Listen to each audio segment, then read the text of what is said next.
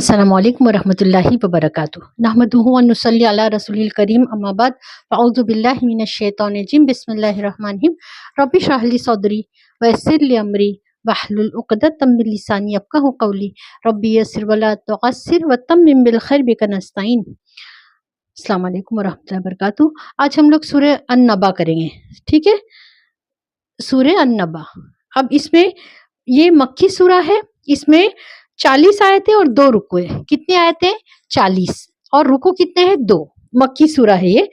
अब देखो, शुरू अल्लाह के नाम से। अब ये हम लोग सिर्फ ट्रांसलेशन लेंगे, वर्ड टू वर्ड नहीं लेंगे, ओनली ट्रांसलेशन लेंगे, ठीक है, विद तफसीर इंशाल्लाह। अऊज़ु बिल्लाहि मिनश शैतानिर रजीम बिस्मिल्लाह। देखो, शुरू अल्लाह के नाम से जो सब पर मेहरबान है, बहुत मेहरबान है।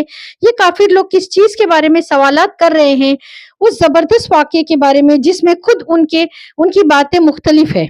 खबरदार, इन्हें बहुत जल्द पता लग जाएगा। दोबारा खबरदार, इन्हें बहुत जल्द पता चल जाएगा। क्या हमने जमीन को एक बिछौना नहीं बनाया? अब ये काफिर लोग जो है वो तकरार करते थे किस बारे में? आखिरत के बारे में, कि कयामत के बारे में, कि जैसे कयामत वाक़े हो, ये कयामत के बारे में कि कयामत वाक़े होगी, तो उस पे वो लोग मजाक करने के, ऐसा सवालात करने के, इस तरह से कि मजाक उड़ाने के लिए, ये नहीं कि मालूमात के लिए, मजाक उड़ाने के लिए कि कयामत आएगी तो कैसे आएगी। तो उसमें फिर काफिर लोग जो है वो ये करते थे, सवालात करते थे और मजाक उड़ाते थे। कोई उसके खिलाफ दलीलें पेश करता, कोई मुसलमानों से उसकी तफसीलात के बारे में सवाल करता, और सवाल करने का मकसद हक की तलाश नहीं बल्कि मजाक उड़ाना होता था। अब इन आयतों में उसके तर्ज अमल पे बताया गया है। फिर अल्लाह फरमाते हैं, क्या हमने जमीन को एक बिछौना नहीं बनाया और पहाड़ों को जमीन में गड़ी हुई मेखें यानी बड़ी बड़ी कीले, और तुम्हें मर्द व औरत के जोड़ों की शक्ल में हमने पैदा किया, है ना। अल्लाह ताला फिर फरमाते, अपनी कुदरत बयान करते, क्या हमने जमीन को एक बिछौना नहीं बनाया तुम्हारे लिए? क्या हमने तुम्हें जोड़ों में नहीं पैदा किया, मर्द औरत? और क्या हमने पहाड़ों को नहीं जमीन में गड़ी हुई कि बड़े बड़े किले किस तरह जमीन में बराबर गड़े हुए ना पहाड़, तो उसके बारे में अल्लाह बता रहे। और तुम्हें, और ये ट्रांसलेशन है किसका? सूरह अन-नबा का, सूरह अन-नबा, ठीक है। और तुम्हें मर्द व औरत के जोड़ों की शक्ल में हमने पैदा किया, और तुम्हारी नींद को थकन दूर करने का जरिया हमने बनाया, और रात को पर्दे का सबब हमने बनाया, और दिन को रोजी हासिल करने का वक्त हमने करार दिया, और हमने ही तुम्हारे ऊपर 7 मजबूत वजूद यानी आसमान तामीर किए, और हमने ही एक दहकता हुआ चिराग यानी सूरज पैदा किया, और हमने ही भरे हुए बादलों से मूसलाधार पानी बरसाया ताकि उससे गल्ला यानी राशन और दूसरी सब्जियां भी उगाए, और घने बागात भी। यकीन जानो, फैसले का दिन एक मुतय्यन वक्त है, यानी ये कयामत के बारे में मैं बताई ना आपको, ये मुतय्यन एक दिन है। यकीन जानो, फैसले का दिन एक मुतय्यन वक्त है।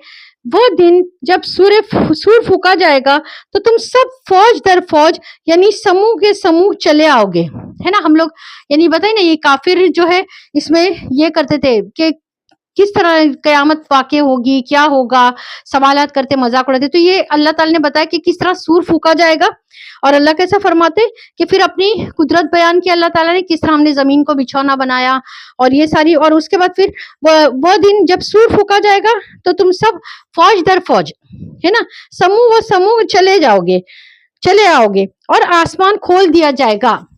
देखो, ये कयामत का सब बयान अल्लाह ताला बता रहे। तो उसके दरवाजे ही दरवाजे बन जाएंगे। क्या होगा? आसमान खोल दिया जाएगा तो उसके दरवाजे ही दरवाजे बन जाएंगे, और पहाड़ों को चलाया जाएगा तो वो रेत के सैराब की शक्ल इख्तियार कर लेंगे। यकीन जानो, जहन्नम घात लगाए बैठी है, अल्लाह अकबर, वो सरकशी का ठिकाना है जिसमें वे मुद्दतों इस तरह रहेंगे कि उसमें न वे किसी ठंडक का मजा चखेंगे और न किसी पीने के काबिल चीज का, सिवाय गर्म पानी और पीप और लहू के। यही पीने को दिया जाएगा उनको। क्या? गर्म पानी जिससे उनकी आंतें जल जाएगी, और पीप और लहू। ये उनका पूरा पूरा बदला होगा। वे अपने अमाल के हिसाब का अकीदा नहीं रखते थे, और उन्होंने हमारी आयतों को बढ़ चढ़कर झुटलाया था।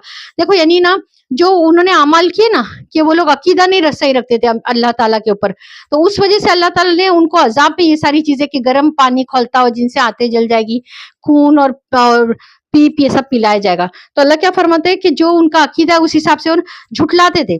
اب جھٹلانے کا ایک یہی نہیں کہ تم نہیں ہم تو مانتے ہیں، اگر تم عمل نہیں کرتے ہو تو تم جھٹلائے جیسا ہی ہوا. آئی بات سمجھ میں؟ وہ جھٹلانے میں ہی آیا. اگر تم نے عمل نہیں کر، تم نے بھی جھٹلا دیے نا، تو عمل کرنا ضروری ہے. ٹھیک ہے. اور ان کا پورا پورا بدلہ ہماری آیتوں کو بڑھ چڑھ کر جھٹلایا تھا، اور ہم نے ہر چیز کو لکھ کر محفوظ کر رکھا ہے.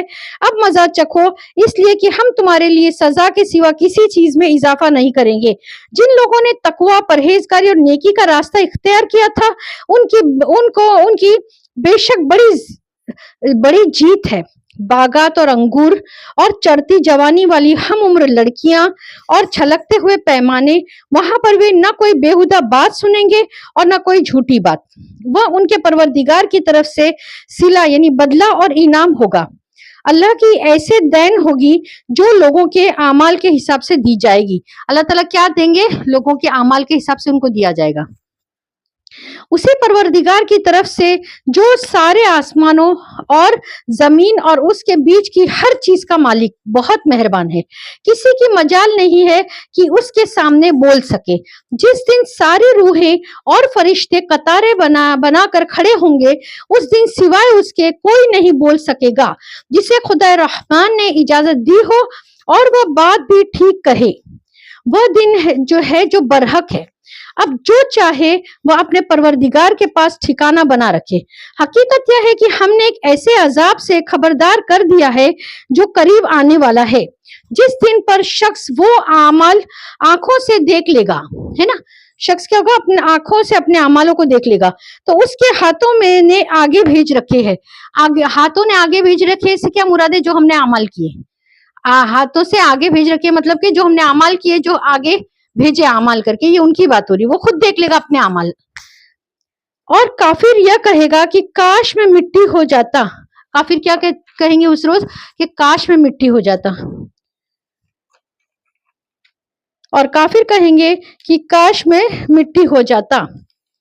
آئی بات سمجھ میں؟ یہ تھا ترجمہ اور تفسیر. امید کرتی ہوں کہ سمجھ میں آئے گا. بہت ایزی ہے انشاءاللہ. یہ قیامت کے بارے میں ہے کہ کس طرح اللہ تعالیٰ جو کافر سوالات کرتے تھے نا کہ قیامت آنے والی ہے، کیا کیسے ہوگا، کیا ہوگا، تو اللہ تعالیٰ نے فرمایا کہ وہ دن واقع ہو کے رہے گا.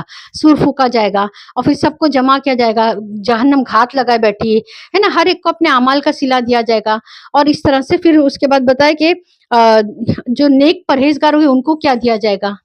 تو اس طرح سے پوری سورہ کا جو میں نے یہ تفسیر اور ترجمہ دونوں تھا. امید کرتی ہوں سمجھ میں آئے گا. اس کو دھیان سے سنیں انشاءاللہ، اور ہر ایک آیت پہ اپنے آپ کو دیکھیں کہ ہمارا عمل اس آیت پہ ہے یا نہیں ہے.